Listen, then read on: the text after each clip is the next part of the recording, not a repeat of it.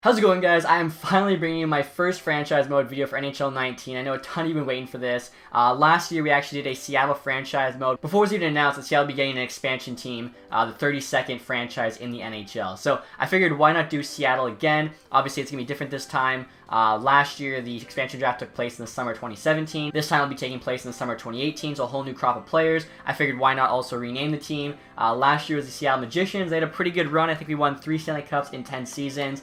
Seen a bunch of different proposed names for this new Seattle team, and my personal favorite of all the names was Seattle Kraken. I don't think there's like any pirate-related team name in the NHL right now, and I think Kraken just such a sick name. Also, you could do like so much with it, like when you score a goal, whatever else. So that's what we ended up going with. I'll show you guys kind of what that team looks like right now. Now, I did run into one problem when I started making this team, and it was that there was actually no octopus logo, so had to get a bit more creative, because I really do like the name Seattle Kraken. So here's the logo I came up with. Obviously, the next closest thing to an octopus for the Kraken would be your pirate ship. Here, guys, just a picture from Sea of Thieves. That game actually has a Kraken in it. Obviously, if you didn't know what a Kraken was, by the way, it's like this giant octopus in the water. Always related to like pirates and stuff like that. So obviously here going with a pirate theme. Also keeping like the blue and green colors that kind of Seattle's known for, especially with the Seahawks.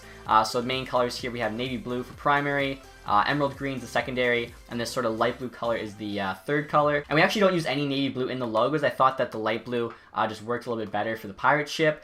Secondary marks there, you have a whale, which honestly doesn't look too bad. You got the red eye there to try and make it look a little evil, as like I said, no octopus, so the whales sort of are substitute for the Kraken. Also up here, of course, we have the pirate ship wheel. That looked really nice, I thought, on the shoulder patches, which I'll show you guys, and I'll just blow up the logo quickly for you. Again, I think it's decent looking. You can actually only do 4 colors. You can't really get much more detailed than that, unfortunately. I definitely wish you could add some things on the sails, but overall, I'm pretty happy with how it looks. Also, I'll show you guys all the kind of arena information, and then right there, of course, you have the first look at our jersey. So I decided to go with this stripe look. I actually saw it online and really liked it. I'll throw a picture of both the home and away jersey on the screen. The artist for that was actually Christian Legault, so shout out to him. I think it looks really nice, especially too, even the logos like Seattle with the tentacle for the S. I also really like the second logo there, with the Space Needle and wrapped by a tentacle that's also kind of making the S. So he did a really good job. I liked them. I figured why not try and replicate them in game. So obviously navy blue and light blue are the 2 main colors, and then green's kind of like the accent.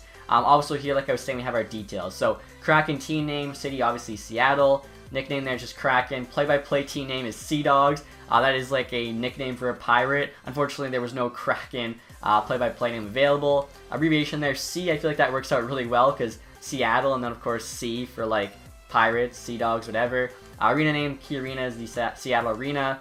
Then here, Team Prestige bottom, I mean they're a brand new team. Market size small. Seattle only has 700,000 people, so actually not as big as I thought. Local fan base, though, I figure they'll be devoted. They really want an NHL team. National fan base, typical. That's kind of like in between. I feel if they really do good off the start, kind of like Vegas, they'll get a bunch of fans from other places. Local popularity, high, though. Again, they want that team. National is average. That's pretty much it there for the detail. So now I'll show you guys the rest of the uniforms. So right here is the home. You guys can get a better look at it here. Again, I think it looks really sharp. Just the kind of blue and light blue, the green accent. You can see we actually have the whale logo on the right pant there. Striped socks along with the striped jersey. Definitely a different look than what I did last year. That's what I wanted.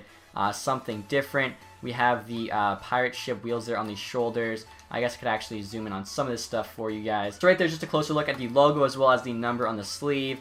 I can see the number on the back there, the helmet. I think we also have the pirate ship on the side of the helmet. So the home uniform is probably my favorite.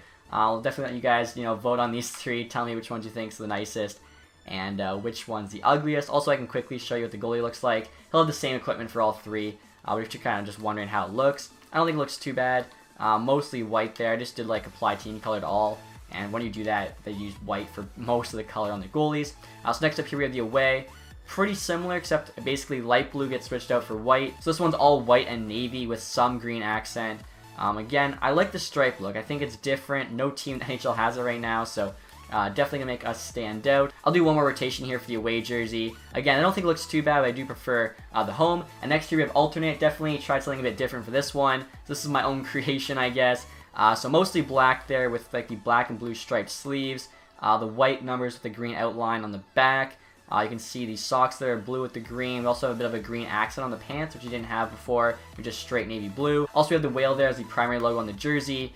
The ship there is on the pants. I thought it was kind of cool too to have like a black jersey as our third, as I know the Sharks have that. Definitely be one of our team's rivals. Vancouver will be our main rival. If you guys didn't know, Seattle, Vancouver are like 2 hours away, 3 hours away. Like they're very close, so that'll be kind of cool. Plus, I guess you have the Canucks, which has the Orca, and we're the Seattle Kraken, so I don't know, maybe a Kraken hunts an Orca, whatever. Also, guys, want to give you a quick look at the arena. I won't see this again until we're in the Stanley Cup final, so I figured I'd show it to you now. You can actually hide UI if you press the start button, which is kind of cool, because this angle right here probably shows it off the best. Jumbotron there, I wanted to get something that looked like a pirate ship, but there really wasn't an option, so I thought that worked. The seats are actually blue from the ice, and then green from the back, which I thought was kind of cool. We actually have a blue net as well. We have fire that shoots out the Jumbotron if we score. I felt like that made the most sense, kind of similar to the cannons going off. I guess I'll show you guys kind of just like the walls the players walk out of. So right there you guys can see the tunnel. I feel like it looks pretty sick. We got the green railings. I think the stairs are like blue and green. Obviously navy blue and emerald green are the two main colors for this for sure. Quick look here at center ice. I use the same design on the Jumbotron for center ice to try and get, you know, some similarities there. Like I was saying, we get a goal, I think, as well as win the game. Fire goes off because it's kind of related to cannons. I think this is a new feature as well. You can actually now change the goalpost color. So I decided to go with navy blue. I tried green. It didn't look good.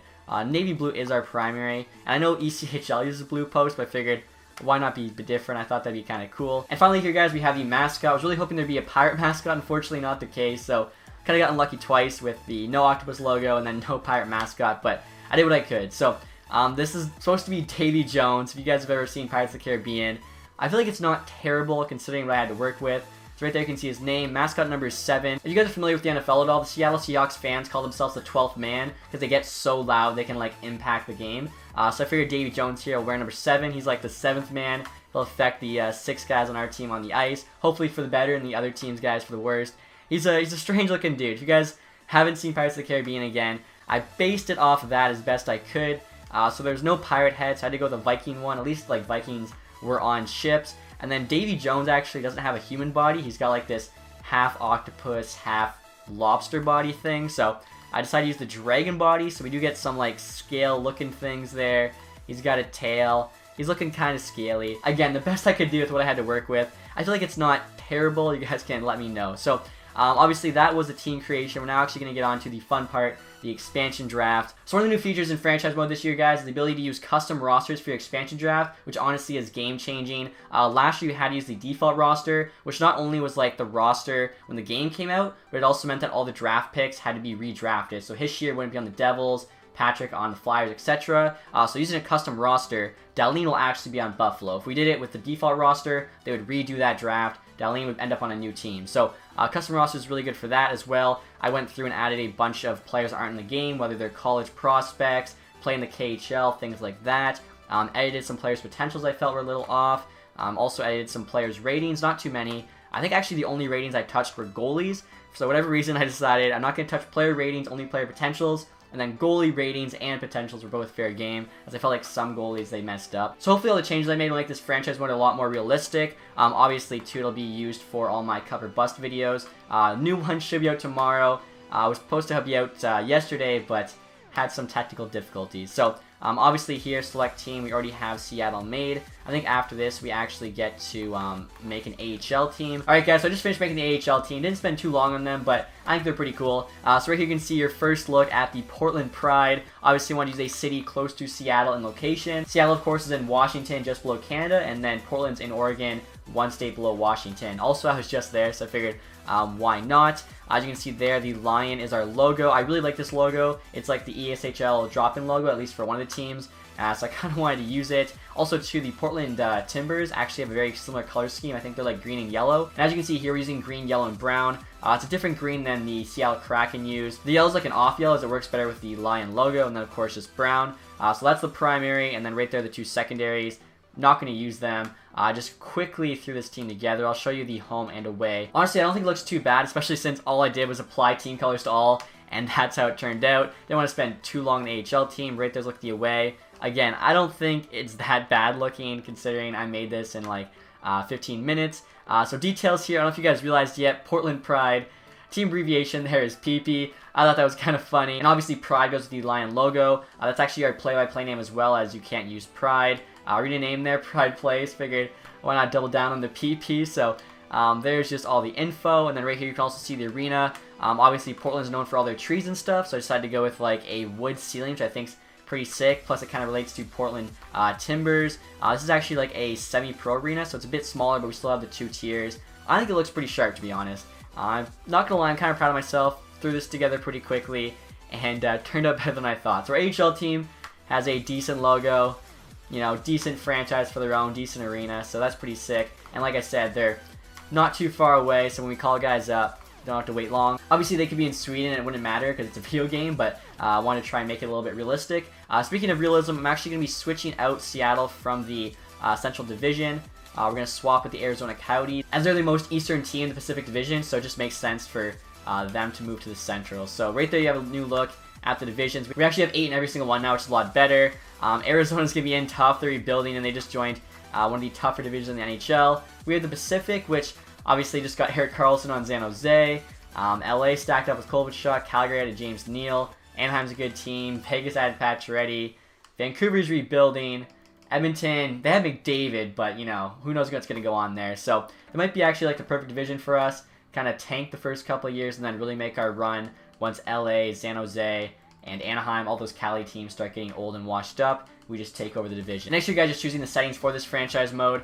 So owner mode off, don't really care about that. Salary cap, of course, is on. GM firing off will be the GM for the entire length of the franchise mode, which is going to be 10 seasons. CPU trades on. Assistant coach edit lines off. So Fog of War, I had a lot of thought about this. Originally, I was thinking I would leave it like half on, so it would show the rating but hide the potential.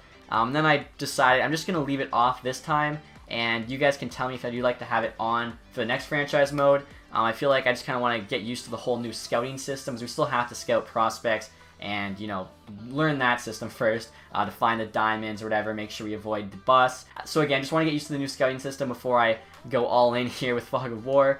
Morale is going to be turned off. I really don't like the morale system, and then all that other stuff doesn't matter. And right here, guys, a quick look at the rules and settings. As always, just using the most realistic ones. So skill superstar, franchise mode length 10 years, period length 20 minutes, style full sim. Also, I have the tragically set to hard with authentic cap penalties on, as well as authentic draft pick ownership. So again, just trying to get the most realistic franchise mode possible. Around the franchise mode, guys, as you can see here, draft results just came in. Buffalo Sabres again winning first overall. So this is kind of strange how this is going to work. Basically, we're redoing the 2018 draft without all the players who got drafted. So it's basically like the leftovers from the 2018 draft. Obviously, all these teams have already used their picks and everything, so this is literally just a bonus. It's going to be like all EA-created players / players who didn't get picked. So I'm not sure if there's going to be like good players in the draft or not. I guess we'll just have to wait and find out. Before we do that, though, we have the expansion draft, obviously the main thing. So this should be fun. I think we can build a really good team here. Obviously, we have to fill out all the different positions, have $79.5 million in cap space. So we'll start off here, I guess, with Anaheim and just go through it. Andre Suster there, 81 overall is not bad. Thing is, there's probably going to be a bunch of good defensemen due to how it's laid out. So Patrick Eves, 80 overall. An 80 overall forward's probably, honestly, going to be pretty good. Arizona, I don't think, really has anyone. Actually, Demers, 82. That's not too bad. So we'll take him. Could go Osterley, 25.78, just to save some cap space. So we'll do this. If we have cap space left over, I'll come back, get Demers. I just feel like we're going to be pretty close. Boston here, Miller, really not that great. Okay, so they really don't have anything. Let's check goalies here. Halak, we definitely don't want. So do they have anyone even with potential? I mean, McNeil, 25.73, that's about it. This is pretty bad. Miller, I don't even really want, honestly. So we're going to go McNeil. Literally is a throwaway pick. Didn't realize Boston's like expansion players are that bad. Buffalo here, you got Hunwick, Beaulieu. I think we take a little bit of potential, not too bad of a salary. Looking at everybody else there, yeah, we definitely take Beaulieu. Next up here, we have the Calgary Flames. So they're going to have one of their 4 good defensemen available, and it's Mark Giordano. I'm pretty sure he's the best of the 4, so they're just worried about that age. They think he's going to come down in overall. That's always what happens in NHL 18, so maybe they're smart here. Personally, I still keep him, along with Brody and Hanifin, and I put up Hamonic, but wow, 34 years old, and Giordano is available. We're taking him. I mean, worst case, we can flip him for something. Taking the Flames captain, that's pretty crazy. Carolina here, we could take TVR, 26. He still has 1 year left to grow. I feel like that's a pretty good pick. Again, we can only take so many defensemen, so it's going to make it a little bit tough. Chicago only has D-man available. We could take Forsberg, though. I don't know if there's actually a maximum for goalies. And still got 1 year left, so it could turn into a decent backup. Colorado's up next. Ian Cole's too much money. Nemeth, 2.5 for an 80 is not bad. Let's check their goalies. Or Grubauer, wow, so this is interesting too. Grubauer, 26, 1 year left to grow. He's locked up at 3.3 for the next 3 years. And they're protecting Varlamov over him, who could be in free agency after 1 season. So far, these NHL GMs, I don't get what they're doing. Boone Jenner's not bad, 3.7. It's okay. We're going to need a forward. Korpisalo, though, 24 years old, 81 overall. I feel like we have to go Korpisalo in that case. Like, Jenner's probably one of the few 80 overall forwards that will be available, but I feel like Korpisalo just gives us more trade value, or even just rock him and Grubauer as a tandem. Dallas here, Brett Ritchie's 24.79. That's not too bad at all. 1.7 is not too expensive. Forwards is really, like, our forwards going to be terrible. Detroit is going to have, a bunch of overpaid guys. Goalies, Jonathan Bernier. I'll take Bernier. Again, I don't know if there's a max on goalies. If there are, it'll make it a bit more complicated. Edmonton puts up Adam Larson. Imagine Edmonton loses Adam Larson to the expansion draft. That means Taylor Hall for Larson was basically just giving them Taylor Hall for 3 years of Larson. Also, like, they traded Barzell's pick for Reinhardt, who actually ended up being taken by the Vegas Golden Knights in the expansion draft. So this would be like both big pieces they got back, losing for nothing. But lucky for Edmonton fans, I'm actually not going to take Adam Larson.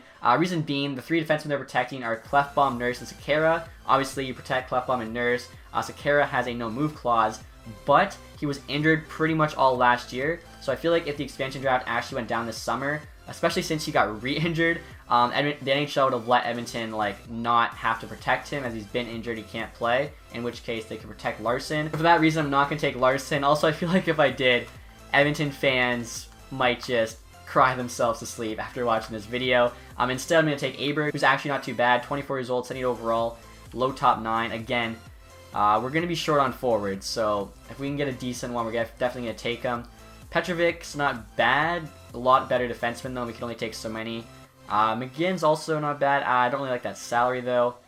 Uyghur, 24.77, so we could grow. Haley, Thompson. Yeah, so there's really not much there. Let's check goalies. Reimer, Hutchinson. Hutchinson's cheap. I might take Hutchinson. I don't know if there's a max on goalies. If there is, we'll find out, because we're taking a bunch so far. Martinez. That sucks for LA. They have to protect Phaneuf, no move clause, and then they go Muzzin and Doughty. Forward even, 1 year left to grow.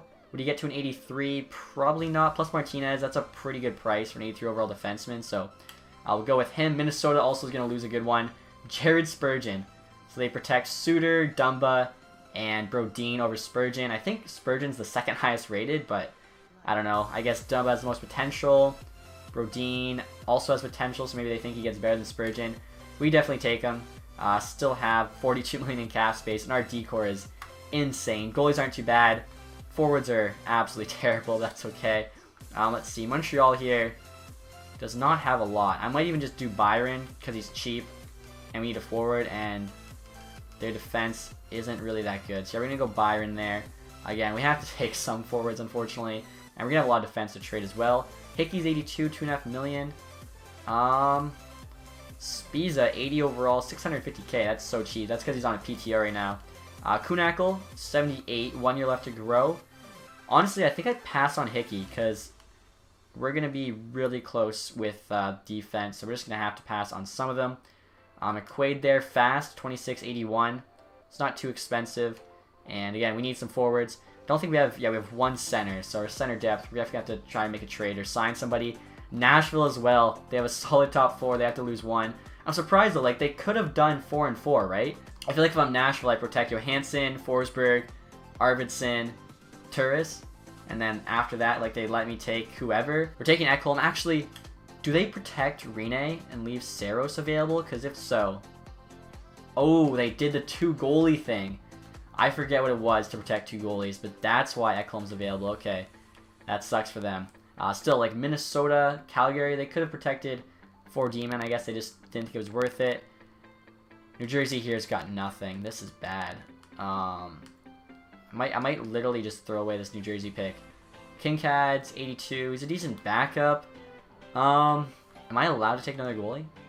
I'm allowed to take another goalie, so we'll take him. We'll basically just be trading a bunch of backups around after this. Pajot here, 25 years old, 79 overall, medium top 6. That's actually really good. No idea why Ottawa wouldn't protect him. He's actually one of the only good players left on the team, so again, no idea what Dorian's doing over there. Maybe Melnick said, don't protect Pajot, I don't like him, I don't know. Philly here, Jordan Wheel's not bad, he can actually still grow a bit. Contract's not terrible. Lear, 24.76, medium top 9. Turn into a good bottom pair guy. So 1 overall below, 2 years younger, cheaper. Yeah, we're going to go Lear there. I hope that's how you say his name, by the way. I'm actually not too sure. Pittsburgh, we got Dumoulin. We could actually probably still take a couple defensemen. We have 7, so maybe I go back. I think it was Hickey I could have taken. Alexiak, 25.79, $2 million for 3 years. So we got 2 years left to grow. Could get better than Dumoulin, cost controlled. He's huge as well. We'll go Alexiak. San Jose here. Only guys available are Braun and Dylan. I actually saw this on Twitter. Braun's an overall higher, only an extra 600k. He's a bit older. I think it just makes sense though. We'll just take Braun. We're gonna have our our defense is stacked. It says 9 out of 9. I think the max for D was like 11 or 12. Patrick Maroon here, 30 years old, 81 overall, such a cheap contract. Also Yaskin, 25.79. So 2 overall below, but he's got 2 years left to grow. Obviously we're not going to be good at first. We need some forwards to build this team around. We'll go Yaskin there. Tampa Bay should have some players, because, yeah, okay. I was going to say, they have so much depth, they can't protect everybody. We got Strawman, 1 year left. This would just be a huge trade piece. Yanni Gord was sick last year. 1 year left to grow. He's an 82. He should be our best forward. Same with Killorn. $4.5 million, though, for an 82 is a bit pricey for me, especially signed for 5 more years. Coburn, Cuckoo, Tachin, who actually just got put on waivers. I can't believe that. I especially to my ratings here. I said how it didn't make sense. His potential is lower than Cuckoo, but apparently it did. Honestly, I think in this scenario, you just take the best player. Like, we still have $24.5 million in cap space. We'll take Anton Strawman. We're going to have so many pieces to trade. It's going to be unreal. Toronto's got pretty much nothing. Actually, let me check goalies here. Cal McCarr, 26.80. Garrett Sparks, 24.78. So 2 overall below. I boosted Sparks. He won goalie of the year in the AHL last year. It made no sense for him to be a 73. So I feel like in 2 years, he can get at least to an 80, in which case he's equal with Picard. So we'll do that. Must draft a forward. Okay, never mind. So we'll have to go take away a goalie for a forward, because I think Sparks is a pretty good ad. I'd probably get rid of Bernier, honestly. We already have a bunch of good goalies. He's older. I don't really want to take on Helm, though. Kind of overpaid. Jokinen's just a cheap ad. 650k. Matt Pumple, 25, throw in the AHL. We'll do that. Matt Pumple's actually a local boy. So that allows us to take Garrett Sparks here. Again, just trying to get the most value out of these picks. Vancouver, I think I actually will take a forward. Yeah, Brendan Gaunce. I remember I took him last year. 24, maybe he can grow in the AHL. Obviously, just going to hope for the best. Washington, so we have to take a forward again. So they got Connolly and Smith Pelly at the top there. Juice as well, though. 23 and 79 overall already. That's not too bad. The thing is, low top 6, like, he might not really grow much more than that 79. Smith Pelly, though, he's kind of already done. Like, I'd love to get Juice. Doesn't let us. Okay, so I'm going to take Smith Pelly for now. See if we can go back on that one. Hickey, I'd rather Juice, because Juice can actually grow. Winnipeg here. Marco Dano, though, 23 years old, 77 overall. Low top 9, we'll do that. So, pretty good so far. Looks like a couple wingers you have to play center for us. Other than that, though, this draft is allowed. You can see we got 6 goalies. I mean, just a ton of solid backups. So, I'm going to try and get rid of 1 defenseman for a forward that we can go get Juice. TVR's got like 1 year left to grow. So, maybe TVR. Carolina's stacked with defense. They might end up trading him anyways. Martinuk, 25.78. So, he could grow a bit. That's not too bad. I feel like this gives us pretty much maximum value. Still have 24 million in cap space. Obviously, we have some draft picks too. We should be able to make this into a pretty sick team. Right there, guys, an overview of our draft. Like I was saying before, our defense is stacked. I mean, you got Giordano, Martinez, Spurgeon, Ekholm, Alexiak, Braun, Strawman. Like, we have 7 top 4 D-men at least. Goalies too, like a bunch of young goalies that could turn into starters. Grubauer, Korpisalo, Sparks even. some good backups we could trade. Forwards aren't great, but they're honestly not too bad. Most of them are still mid-20s with some, like, you know, time to grow. Don't have very many centers, but we can obviously trade for that. Just package a couple defensemen or something. Definitely like the look of this team. Like, if Seattle gets a team like that, it's not even fair. So, I will sim the draft right now. Like I was saying, I have no idea how this draft's going to go down because the 2018 draft already happened. So, I'm not sure if EA is just going to, like, put an influx of better created players in, or if it's literally just going to be the leftovers, which I kind of prefer. I feel like it's almost on hard mode not being able to start this with the entry draft, because really you'd want to start at the 2019 entry draft. I'm not sure why they can't do that. Maybe it's because they then have to sim a season beforehand. I don't know. That's kind of where you'd want to start. So we actually have the 4th overall pick. It's going to be all made-up players, and we didn't scout. Wow. So there's some good made-up players here. 84, 83, 82. Okay, and they're all medium elites. So I guess, you know, there was just 2018 was so stacked, but they had to do it again. McElroy, Kolosov there. Obviously, we want one of them. Probably go with the American, probably the safer pick. Let's just go with the number 4 ranked guy. And he's 81 overall and medium elite potential. So Milroy there. He'll be who we're building a team around. So I guess it does look like it's going to be pretty much all created players. And I guess there should be like some players that kind of like spill over that didn't get drafted. The other guy there was 81, so it didn't really matter. Then it drops quick. So there's a sick top 5. Buffalo, Ottawa, Chicago, us, and Arizona all benefit greatly. And after that, it's a quick drop to 69 in top 6 for Montreal and Detroit.